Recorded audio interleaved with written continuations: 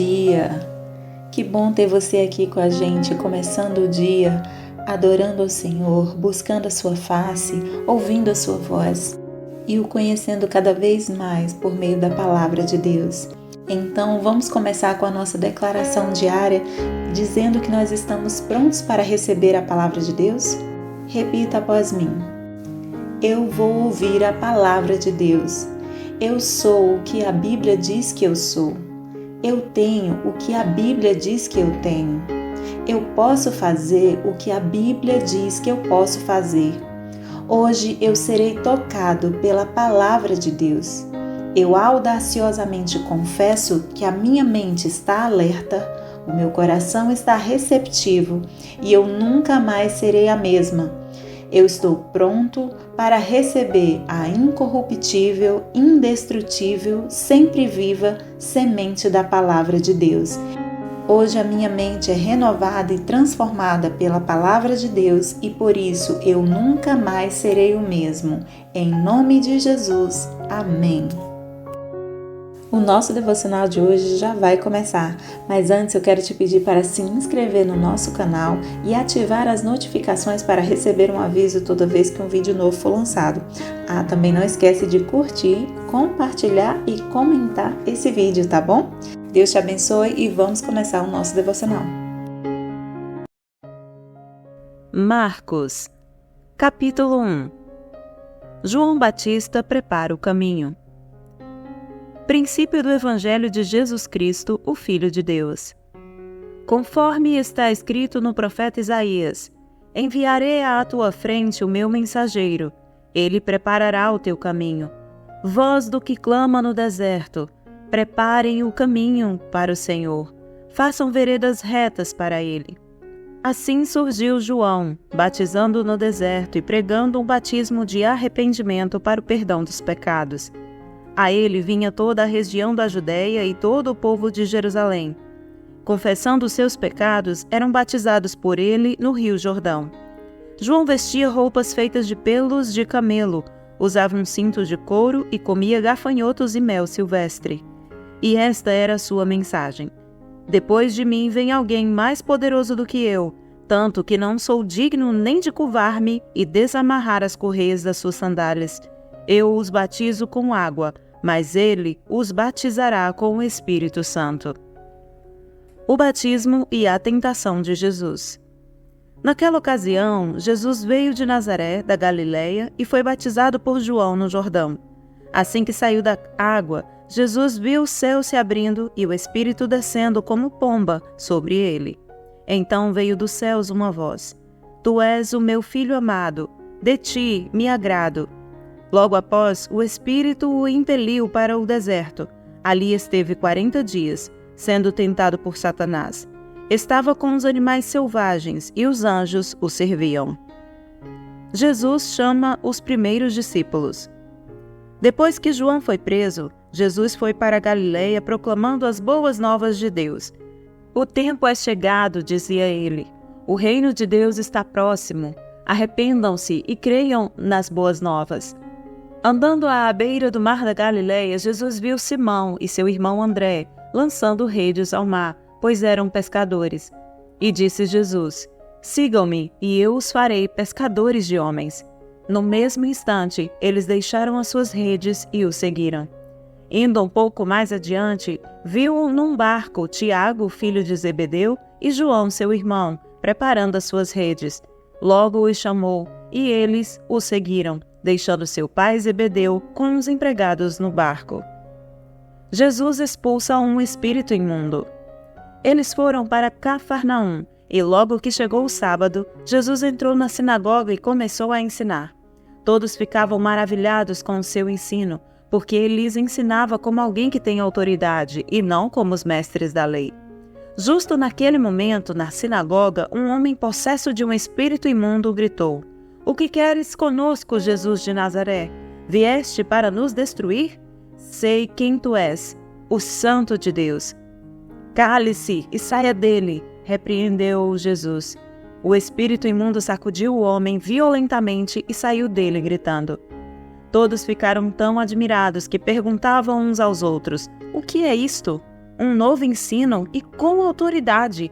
Até aos espíritos imundos ele dá ordens, e eles lhe obedecem. As notícias a seu respeito se espalharam rapidamente por toda a região da Galileia. O poder de Jesus sobre os demônios e as doenças. Logo que saíram da sinagoga, foram com Tiago e João à casa de Simão e André. A sogra de Simão estava de cama, com febre, e falaram a respeito dela a Jesus. Então ele se aproximou dela, tomou-a pela mão e ajudou-a a levantar-se. A febre a deixou e ela começou a servi-los. Ao anoitecer, depois do pôr do sol, o povo levou a Jesus todos os doentes e os endemoniados. Toda a cidade se reuniu à porta da casa, e Jesus curou muitos que sofriam de várias doenças. Também expulsou muitos demônios. Não permitia, porém, que estes falassem, porque sabiam quem ele era. Jesus ora num lugar deserto. De madrugada, quando ainda estava escuro, Jesus levantou-se, saiu de casa e foi para um lugar deserto, onde ficou orando. Simão e seus companheiros foram procurá-lo, e ao encontrá-lo disseram: "Todos estão te procurando." Jesus respondeu: "Vamos para outro lugar, para os povoados vizinhos, para que também lá eu pregue. Foi para isso que eu vim." Então ele percorreu toda a Galileia, pregando nas sinagogas e expulsando os demônios. A cura de um leproso. Um leproso aproximou-se dele e suplicou-lhe de joelhos: "Se quiseres, podes purificar-me." Cheio de compaixão, Jesus estendeu a mão, tocou nele e disse: "Quero, seja purificado." Imediatamente a lepra o deixou e ele foi purificado. Em seguida, Jesus o despediu com uma severa advertência: "Olhe, não conte isso a ninguém, mas vá mostrar-se ao sacerdote e ofereça pela sua purificação os sacrifícios que Moisés ordenou, para que sirva de testemunho." Ele, porém, saiu e começou a tornar público o fato, espalhando a notícia. Por isso, Jesus não podia mais entrar publicamente em nenhuma cidade, mas ficava fora, em lugares solitários. Todavia, assim mesmo vinha a eles gente de todas as partes. Marcos, capítulo 2. Jesus cura um paralítico. Poucos dias depois, tendo Jesus entrado novamente em Cafarnaum, o povo ouviu falar que ele estava em casa. Então, muita gente se reuniu ali, de forma que não havia lugar nem junto à porta, e ele lhes pregava a palavra. Vieram alguns homens trazendo-lhe um paralítico, carregado por 4 deles.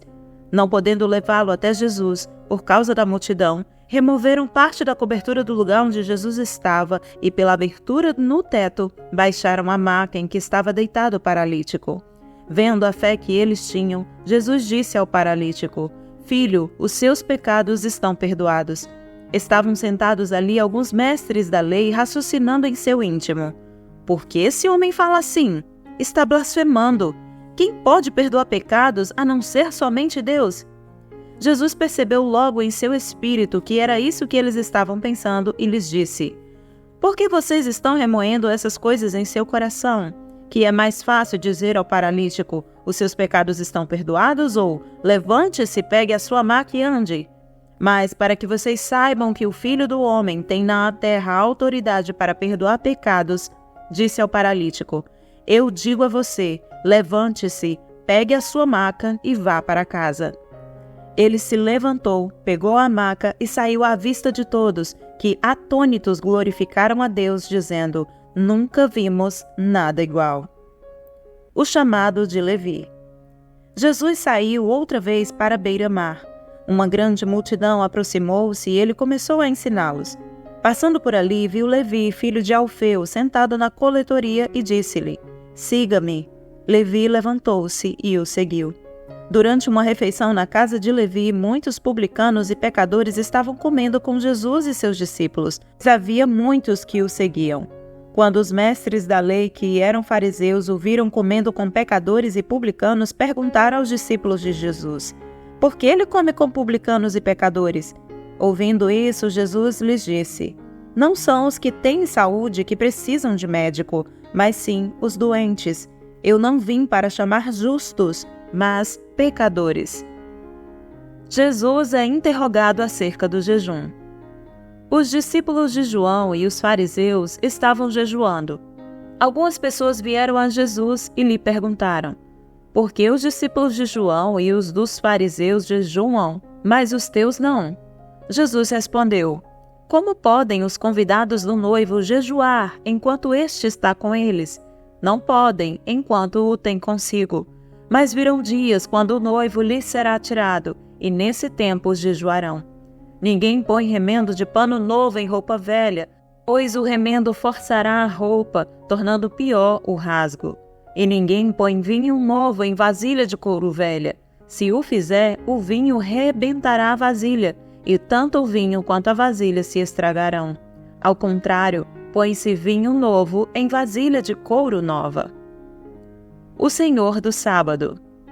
Certo sábado, Jesus estava passando pelas lavouras de cereal. Enquanto caminhavam, seus discípulos começaram a colher espigas. Os fariseus lhe perguntaram: olha, por que eles estão fazendo o que não é permitido no sábado? Ele respondeu: vocês nunca leram o que fez Davi quando ele e seus companheiros estavam necessitados e com fome? Nos dias do sumo sacerdote Abiatar, Davi entrou na casa de Deus e comeu os pães da presença, que apenas aos sacerdotes era permitido comer, e os deu também aos seus companheiros. E então lhes disse: o sábado foi feito por causa do homem, e não o homem por causa do sábado. Assim, pois o Filho do Homem é Senhor até mesmo do sábado.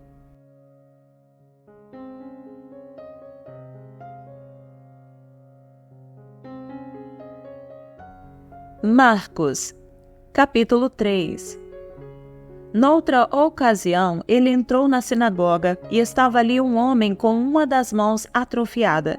Alguns deles estavam procurando um motivo para acusar Jesus, por isso o observavam atentamente, para ver se ele iria curá-lo no sábado. Jesus disse ao homem da mão atrofiada: levante-se e venha para o meio. Depois Jesus lhes perguntou: o que é permitido fazer no sábado, o bem ou o mal? Salvar a vida ou matar? Mas eles permaneceram em silêncio. Irado, olhou para os que estavam à sua volta e, profundamente entristecido por causa do coração endurecido deles, disse ao homem: estenda a mão. Ele a estendeu e ela foi restaurada. Então os fariseus saíram e começaram a conspirar com os herodianos contra Jesus, sobre como poderiam matá-lo. Jesus é procurado por uma multidão. Jesus retirou-se com seus discípulos para o mar, e uma grande multidão, vinda da Galileia, o seguia.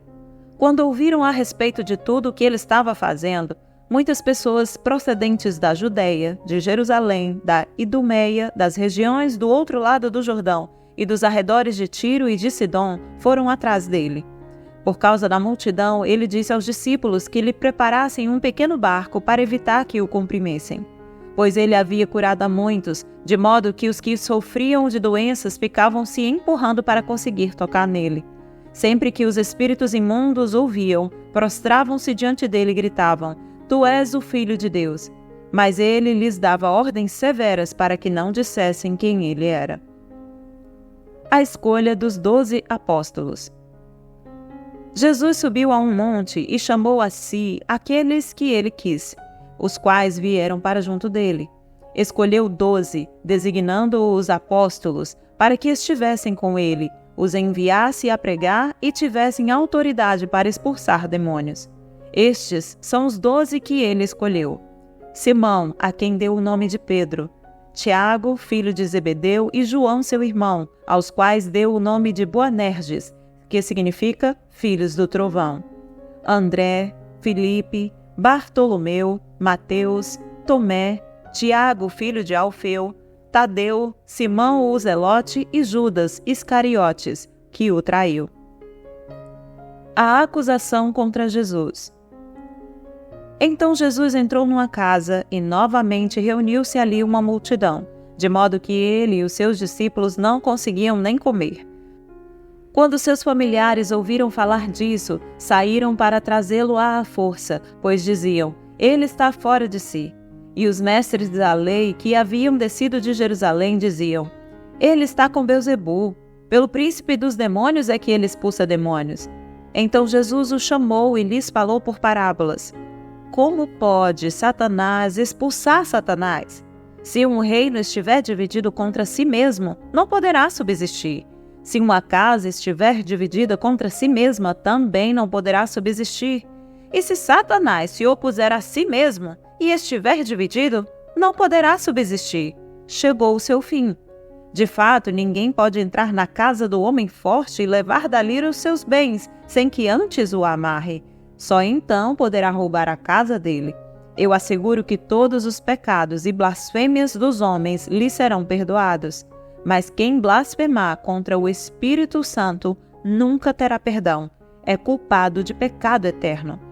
Jesus falou isso porque eles estavam dizendo: Ele está com um espírito imundo.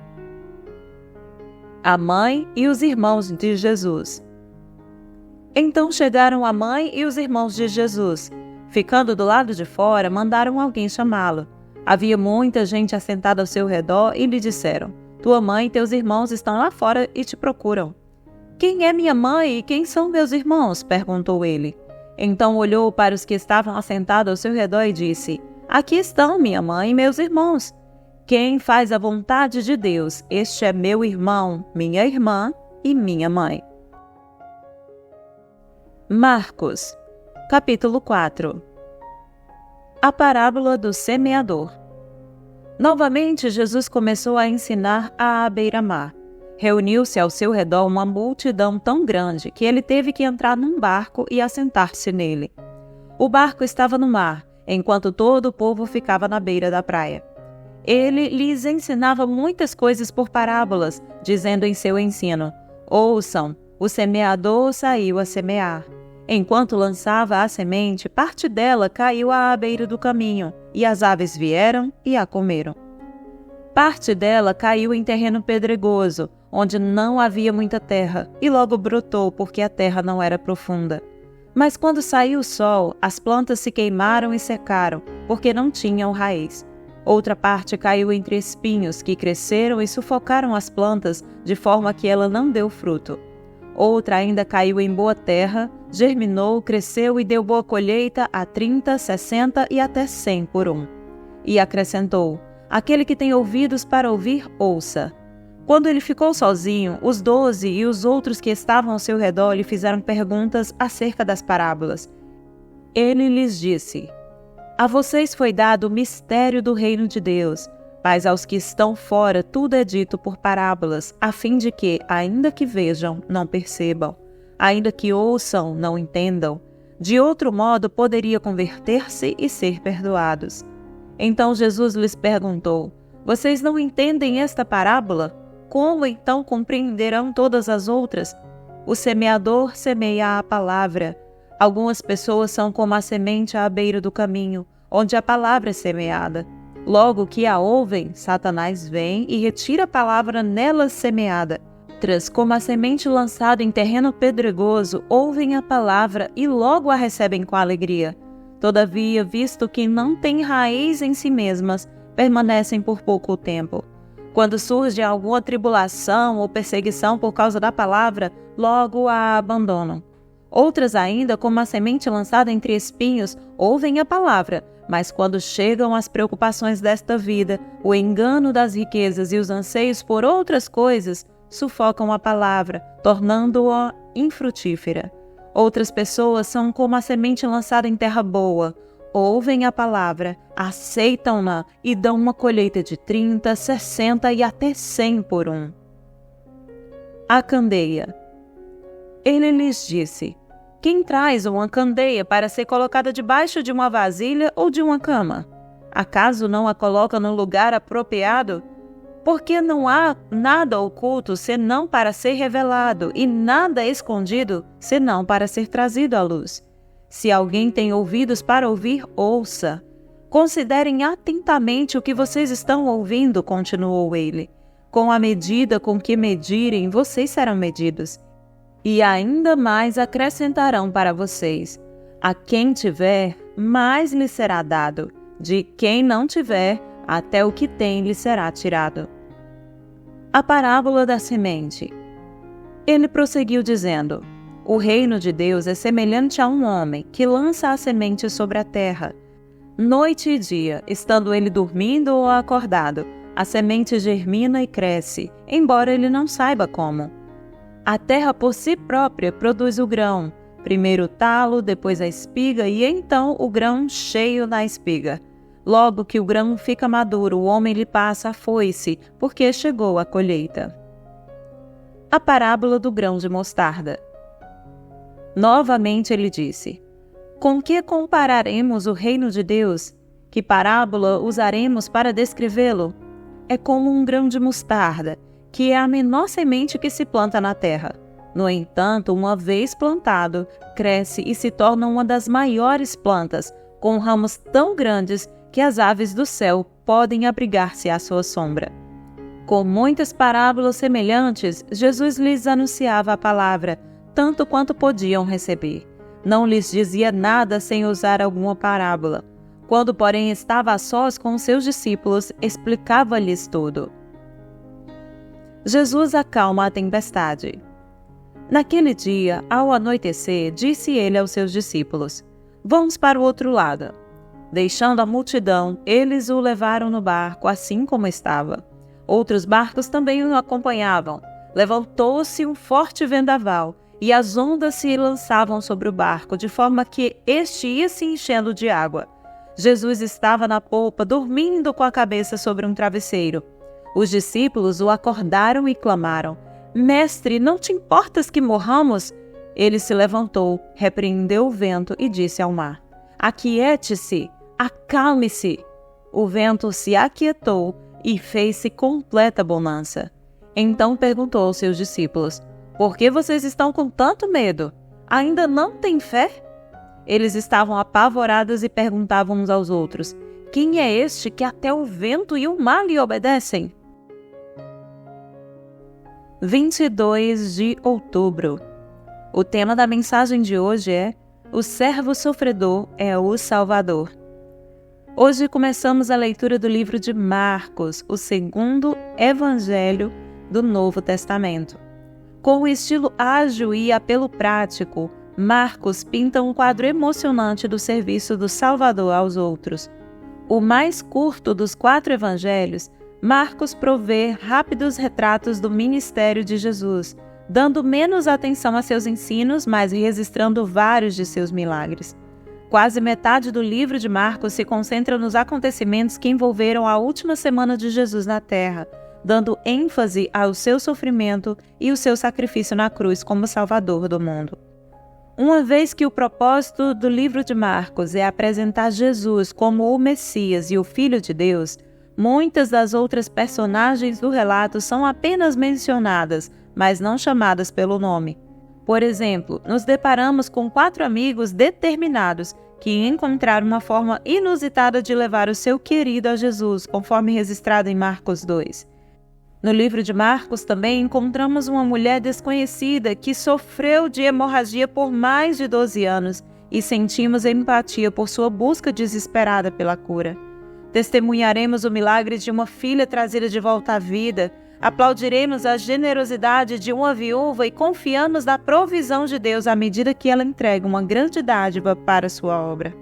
E vemos também a história de uma criada cujo questionamento incisivo revelou uma fraqueza desconcertante de um de seus discípulos.